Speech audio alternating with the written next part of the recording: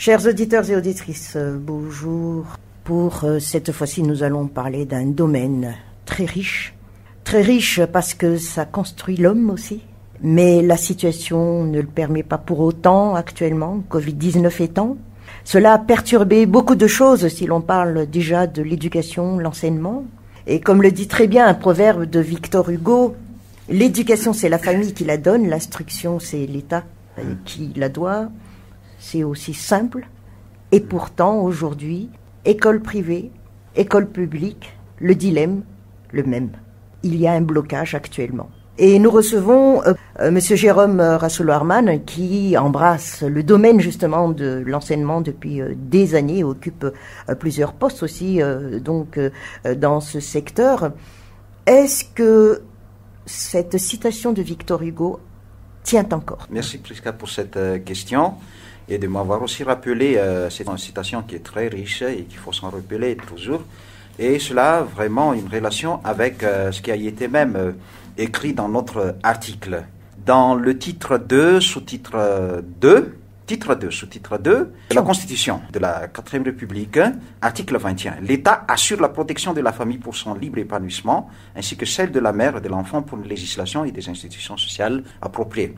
Ce qui revient à dire que l'État doit reconnaître, premièrement, que le rôle de l'éducation revient surtout à une certaine gouvernance et une politique générale qui vise la protection et l'épanouissement de l'humanité, c'est-à-dire de l'enfant, et aussi de garantir une bonne culture et d'assurer une bonne citoyenneté pour tous les enfants, les citoyens enfants. Si l'on revient à notre état actuel des choses, le Covid-19, ce n'est pas uniquement Madagascar. De partant de cet état général, Madagascar, à travers donc son vouloir donner sa part de responsabilité aux enfants, rencontre des problèmes. Nous avons vécu tout dernièrement des cas bien précis de ministres qui sont remerciés, mais est-ce à dire pour autant que c'est la personne qui compte ou c'est un système qu'il faudrait revoir? Les deux à la fois. Mais il faut revenir sur un certain principe qui dit que gouverner, c'est prévoir. Donc, le Covid-19 n'est pas seulement un État qui fait exception que nous vivons actuellement, mais Madagascar, il fait partie alors des pays qui subit les conséquences même de cette pandémie. Ce qui signifie que l'État devrait, en premier lieu, avoir une politique générale claire pour mener bien cette éducation et aussi prévoir à certaines situations qui ne nous avisent pas. Et quelquefois, ces situations qui font naître un certain désordre ou bien aussi un certain malentendu entre les secteurs privés et les secteurs publics, comme ce qui est le cas aujourd'hui. Ceci étant, il y avait 2 cas d'abrogation des ministres. Est-ce qu'on va évaluer surtout leurs capacités ou bien aussi leurs actions, ce qui n'ont pas été fait, ce qui ont été fait? C'est pas la bonne question. Mais la bonne question est ceci. Avait-elle vraiment, parce que ce sont des femmes ministres surtout, avait-elle vraiment des cadres d'action sécurisés? C'est-à-dire, lorsque nous agissons, il faut toujours faire appel à un cadre juridique, et ce cadre juridique qui sécurise, qui assure notre manière d'agir, notre plan d'action, la stratégie, et aussi les manières d'exécuter un certain ordre dans l'ordre de notre action. Je ne veux surtout pas relater à partir de cette question que les 2 ministres, s'il n'y avait pas de sécurité face même à leurs actions, il y a aussi, d'après l'évaluation, président, parce que politiquement, il y a toujours une évaluation, et aux yeux des gouvernements, il y a une certaine faille ou bien aussi une incapacité vis-à-vis même de leurs actions, mais je dis bien, et je mets surtout l'accent sur le manque d'un cadre juridique dans leur action qui aurait dû les sécuriser, surtout dans leur action. Quel cadre juridique qui pourrait donc faire valoir cela pour un bon avancement? Voyez un tout petit peu. Par exemple, il y a partout les revendications des syndicats, les syndicats privés. Et je tiens surtout à nous informer que selon l'ordonnance de 1960, numéro 60-004 du 15 juin, il est écrit sur les droits et les devoirs respectifs de l'État et de la famille dans l'éducation, texte toujours en vigueur, car non abrogé jusqu'à ce jour, stipule dans l'article 6 que les pouvoirs publics peuvent subventionner, le verbe c'est subventionner, les établissements d'enseignement privé dans la mesure des possibilités budgétaires.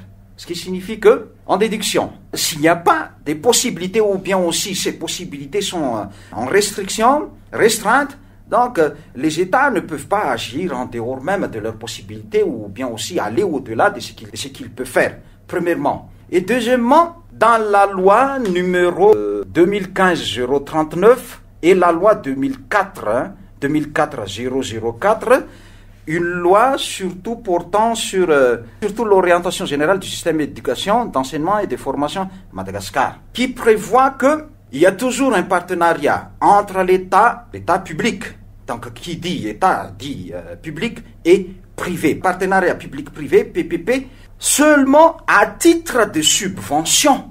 Subvention, c'est-à-dire si l'État a les moyens surtout de subvenir aux aides ou bien aussi au manque, à ces secteurs privés-là, c'est là qu'il peut agir.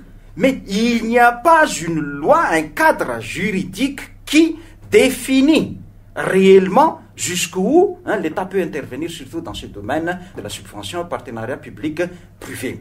Et à mentionner que les établissements privés, de par même leurs revendications, en 2004, en 1960, 2010, il y avait même une tentative de contractualisation au niveau de la Direction nationale de l'éducation pour revenir à une certaine idée de changer certaines clauses, à ce que l'État s'engage vraiment au paiement, une part des paiements des salaires de ces enseignants dans les écoles privées. Mais dans quelles conditions? C'est ça ce qu'il faut définir, ce qu'il faut réviser un tout petit peu pour dissiper ou éviter un tout petit peu ces désordres-là, ce malentendu-là, parce que on est dans un contrat de subvention et non pas dans un contrat de contractualisation, comme ce qui était même le cas de la France en 1959, suivant même la loi Debré 1959, où on fait appel surtout à l'intervention de l'État pour les paiements, une partie des paiements des salaires des enseignants, mais ces enseignants sont recrutés légalement suivant un contrat légal et que les établissements privés suivent vraiment ce qui ont été prédictés par l'État comme système éducatif ou bien aussi en matière d'infrastructure et de capacité d'accueil, de qualité d'enseignement. Mais dites-moi, monsieur Jérôme Rassoulerman, mais comment créer son école maintenant? Comment ça se passe? Et si on érige donc son école, c'est qu'on a les moyens, on a les capacités. Oui, le problème est là parce qu'on a hérité alors une mauvaise habitude de la Deuxième République, donc du temps du communisme. Il y avait certains révolutionnaires qui ne veulent pas suivre surtout ce qu'on appelle l'idée socialiste. Donc l'idée socialiste avait une ambition vraiment de former des citoyens et d'apporter vraiment de l'aide et des performances à la création des écoles publiques. Mais d'un coup, il y avait des enseignants qui ont choisi d'autres voies et ont créé des écoles. Et à partir de ces moments-là, les disputes ont fait naître surtout des différentes directions nationales de l'éducation, de l'Office national de l'enseignement privé, etc., qui a pour rôle, n'est-ce pas, une voix consultative au niveau même du ministère. C'est-à-dire que l'ONEP n'est pas décideur, mais l'ONEP réside en tant que seulement un office, parce que notre Constitution prévoit déjà une liberté de création des établissements. Est-ce que c'est clair? Il y a quelque chose qui floue. On parle encore de loi, d'articles. Encore de loi. Donc il faut clarifier certaines lois ou bien aussi de réécrire certaines lois dans un cadre juridique qui définit vraiment le rôle de l'ONEP. Et l'ONEP, je ne sais pas comment on fait pour donner l'autorisation d'ouverture des écoles, mais il y a des écoles privées qui se plantent partout, et je dirais même que c'est parasitaire par rapport à la qualité de l'enseignement. Ce qui signifie que si nous agissons de cette manière, si nous continuons de vivre de cette manière, et laisser que ce qu'ils veulent, créer des écoles là, ici et là, donc on va vivre dans un monde, comme nous disons actuellement, un monde informel. Donc l'éducation nationale devient un secteur informel, un marché informel où tout le monde peut s'y investir, quelles que soient les conditions, avec une petite maison, une infrastructure qui ne répondent même pas à la qualité de ce qu'on appelle l'éducation de qualité. Et finalement, on aura toujours le problème avec les enseignants qui sont recrutés dans ces établissements parce qu'on fait des contrats clandestins. Contrat clandestin signifie on leur paie une somme d'argent alors qu'il n'y a même pas une partie de cette somme d'argent qu'ils touchent qui doit être virée à la caisse de l'État. S'il y a vraiment des taux fiscaux fixés par la loi, un cadre juridique, j'espère qu'on peut, sinon je ne veux surtout pas alors utiliser ces mots-là, les détracteurs de l'enseignement, des gens qui, parce qu'ils ont de l'argent, qu'ils veulent investir tout seulement leur argent dans le domaine de l'établissement et payer clandestinement des gens qui ne sont pas dans une condition de travail permanente. Et là, quand il y a une situation qu'on ne prévoit pas, parce qu'on ne peut pas tout prévoir d'avance, le problème des revendications, des créations des syndicats, des revendications des subventions, etc., reviendra toujours le même problème. Donc il faut revenir surtout sur ce cadre juridique-là de la création de l'école et surtout la collaboration de l'État avec le secteur privé et surtout les contrats qu'il faut faire, défini par un cadre juridique, par une loi de la création de l'école, de la rémunération, de la vacation, et même une partie d'investissement des fonds publics dans la création de cette école, pourquoi pas, ou bien aussi des paiements, des salaires de ces enseignants-là. Mais ce n'est pas la subvention. La subvention, c'est selon même la mesure des possibilités de l'État. De l'État. Mais le contrat définit quelle que soit la situation, donc parce que la loi ne fait aucune exception, même dans une situation d'exception, même dans une situation de détresse, etc. L'État a l'obligation, a le devoir de faire cela. D'accord. Ce qui fait qu'on sera toujours dans l'éternel recommencement si on ne fait pas fi de correction ou amélioration ou profondeur des lois. C'est le cercle vicieux. Donc on vit la même chose, la même situation depuis. Pourquoi j'ai évoqué ici l'ordonnance de 1960? Parce que ce problème datait déjà depuis des années, c'est-à-dire de 1959, 1960, depuis notre indépendance là. Pour ne plus revenir alors sur ces mêmes problèmes, sur cette situation, je crois qu'on a déjà une adoption d'une loi de 2015-039 sur le partenariat public-privé. On a déjà notre loi 2004-004, la loi de 2004-009, etc. sur le partenariat. Mais surtout, on doit redéfinir, revoir, réviser, s'il est possible, si ces lois existent. Mais, à mon avis, à ma connaissance, j'ai fait des recherches partout concernant même les détails sur les lois, sur l'organisation, l'orientation générale du système éducatif à Madagascar. Il n'y en a pas.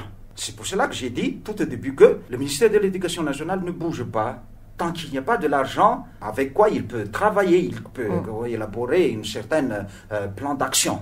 Premièrement et prioritairement, il faut avoir une certaine politique générale claire. Plan d'action, stratégie, question de partenariat. Et surtout, je mets l'accent sur la nécessité de mettre en place un cadre juridique de notre action, de revoir cela. Et, si c'est possible même, donc on va adopter ce système de contractualisation.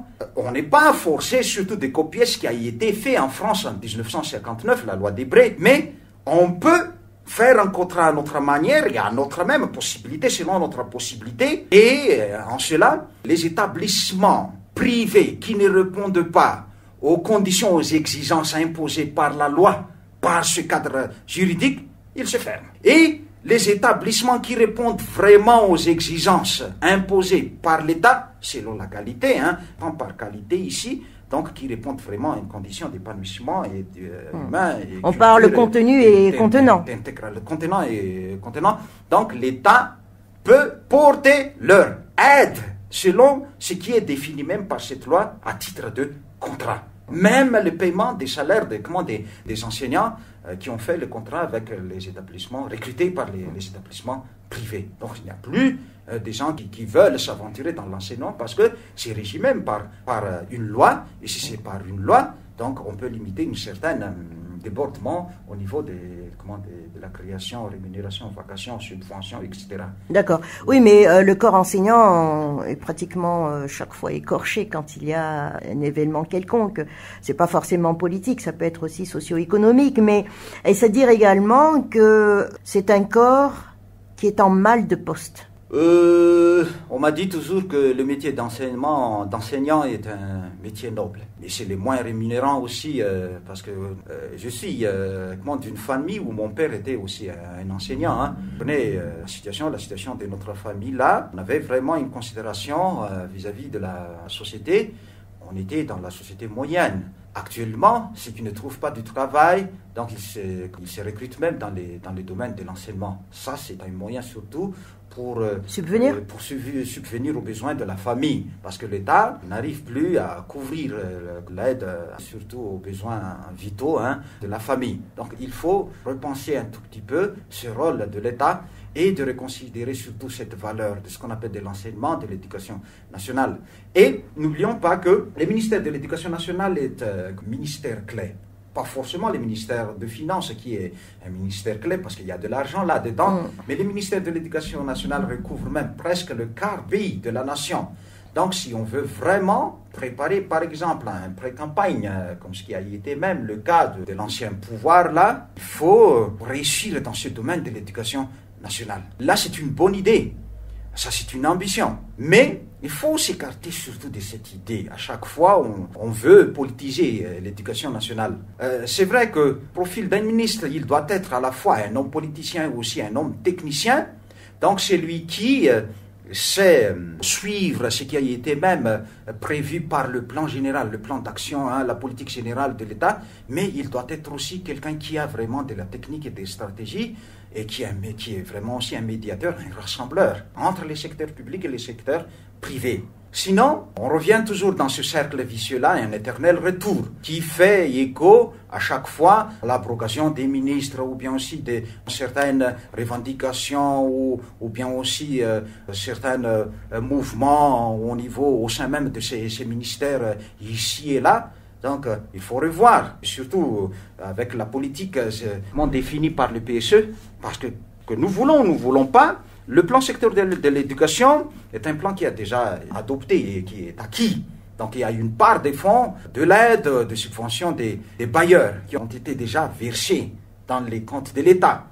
Ce qui signifie que si on ne veut surtout pas suivre ce plan sectoriel de l'éducation, il y a déjà de l'argent.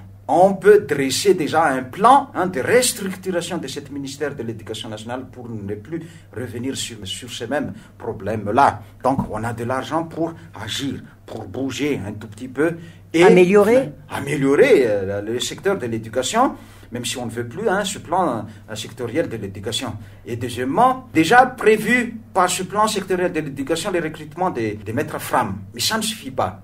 Il faut surtout adopter un autre plan en parallèle avec ce recrutement des 4000 FRAM par vague. Et déjà, pas plus tard que dans 2 années, dans 2 années ou 3 années, j'espère qu'il n'y aura plus de FRAM à recruter. On doit surtout viser à la création de certaines écoles, comme ce qui a été le cas dorénavant, là où il existait l'école normale niveau 1, niveau 2, niveau 3, et les jeunes formés... Les décentralisés aussi. Oui, décentralisés, les jeunes formés surtout dans ces écoles normales-là, prendront finalement les relèves. Donc il n'y aura plus une question, un problème de FRAM, mais qu'il y aura vraiment des enseignants formés, de qualité, professionnels. Dans cette atmosphère-là, actuellement, il y a des victimes, les enfants, les élèves. À quel sein se vouer, quel enseignement leur donner? C'est pour cela que je ne veux surtout pas revenir sur certaines questions de tâtonnement. Jusqu'à maintenant, pourquoi? Ce qui explique finalement l'échec de ces 2 ministres-là, ou bien aussi les mêmes problèmes qui reviennent dans le ministère de l'Éducation, c'est les tâtonnements. On n'a pas une politique générale claire, on n'a pas de plan d'action, on n'a pas de cadre juridique de notre action. Ces 3 choses-là, c'est très, très important, sont très importants. Ce qui signifie que, pour le moment, on est dans une phase transitoire. Mais cette phase transitoire ne va pas durer pour longtemps si on prendra vraiment une mesure sérieuse, suivant même ce qui a été suggéré par moi-même. Donc dans ces trois points-là, politique générale, plan d'action, stratégie, partenariat et cadre juridique de l'action. Donc je dis que si l'État, il tantonne encore sur ce qu'il appelle par son approche genre, ou bien aussi approche équilibre régional, ou bien aussi... ça complique encore davantage les choses. Oui, ça complique. On parle même de sexisme, on veut plus de ministre femme et tout cela. Et voilà, mais il faut aller tout droit aux choses mêmes et revenir au fond du problème. Le fond du problème, c'est que le manque de politique générale, le manque de plans d'action et le manque même de ces cadres. Mais à quoi servent donc toutes ces directions au sein du ministère? Vous savez que les institutions, l'hiérarchie, la direction nationale, c'est pour l'administration de l'action. Mais en fait, je ne dis pas qu'ils sont inefficaces ou bien aussi ils n'ont pas leur capacité même à réagir ou bien à agir face même à certains problèmes. Mais je dis bien que malgré l'existence de cette structure, disons, bien en place là, s'il manque la politique, s'il manque les cadres juridiques, c'est voué toujours à l'échec, quelle que soit l'hiérarchie, quelle que soit la structure qu'on veut mettre surtout en place. Donc, c'est pas la structure qui compte. C'est pas même là qu'on dit en italien la bellezza, la beauté même de cette structure qui compte, mais plutôt d'avoir une stratégie efficace qui prévoit toutes les actions et prévoit même toutes les imprévus, ce qui peuvent venir à tout moment. C'est vrai qu'on ne peut pas tout prévoir, mais au moins on peut limiter quand même les risques de certaines revendications ou de certains désordres. Parce que l'État doit surtout et prioritairement garantir cette sécurité publique, et l'éducation nationale fait partie de ces postes clés ou bien aussi l'endroit où l'explosion peut arriver très facilement. Oui, Monsieur Jérôme Rassoulerman, rappelons-le, chers auditeurs, il embrasse le domaine de l'enseignement depuis plusieurs années et occupe également plusieurs postes aussi, toujours dans le monde de l'enseignement. Mais qu'est-ce que vous conseillez aux parents d'élèves aujourd'hui face à une situation où la rentrée des classes n'est pas encore fixée, où des enfants vont passer des examens, parce que c'est officiel jusqu'à aujourd'hui, donc que les examens officiels auront lieu. Quel est votre message? Pour les parents, même si l'État a le devoir, prioritairement surtout de garantir l'éducation de la famille, l'épanouissement de l'individu et de la citoyenneté, l'intégrité de la citoyenneté, nous, les parents, nous avons tout d'abord le devoir de nous occuper de nos enfants et surtout de l'éduquer aussi. L'éduquer de quelle manière?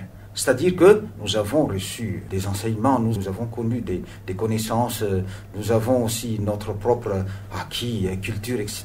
Et de les transmettre aussi à ces enfants et que ne laisser surtout ces enfants-là à leur rouille. C'est-à-dire qu'il faut activer toujours cette intelligence-là, chercher les moyens d'activer cette intelligence, de trouver des actions, de trouver des moyens pour éveiller l'esprit, ou bien aussi... le SVT, tout naturellement, à la maison, par exemple. Par exemple, on peut éduquer les filles surtout à la maison, et ça me rappelle surtout ce qui a été même dit par Jean-Jacques Rousseau, à un certain âge, il ne faut pas surtout envoyer les filles à l'école, mais garder à la maison. Pourquoi? Parce qu'il faut les préparer surtout à faire face à certaines, à certaines conditions de fréquentation dans le domaine social. Et ça fait partie de notre responsabilité d'éduquer ces jeunes-là.